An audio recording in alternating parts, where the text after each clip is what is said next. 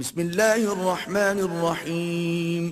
شروع اللہ کے نام سے جو بڑا مہربان نہایت رحم والا ہے۔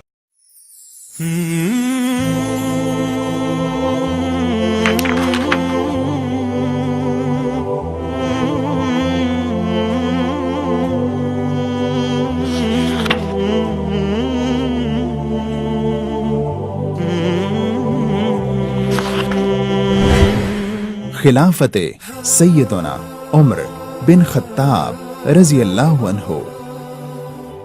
13 ہجری میں حضرت ابو بکر رضی اللہ عنہ کے انتقال کے بعد حضرت عمر بن خطاب رضی اللہ عنہ خلیفہ دوم مقرر ہوئے۔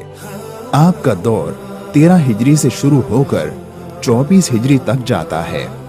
یہ اسلامی تاریخ کا سنہری دور کہلاتا ہے۔ اسی دور میں عراق اور ایران کے اکثر علاقے، روم، فلسطین، سوریا اور آرمینیا فتح ہوئے اور مسلمان بیت المقدس میں داخل ہوئے۔ اس زمانے میں مسلمانوں کا مفتوحہ علاقہ 22 لاکھ مربع میل سے زیادہ ہو گیا تھا۔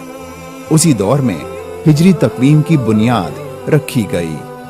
حضرت عمر رضی اللہ عنہ نے جس مہارت، شجاعت اور صلاحیت سے اپنی حدود سلطنت کا انتظام، رعایا کی نگہداشت اور دیگر امور کو نبھایا، وہ ان کی عبقریت کی لاسانی دلیل ہے۔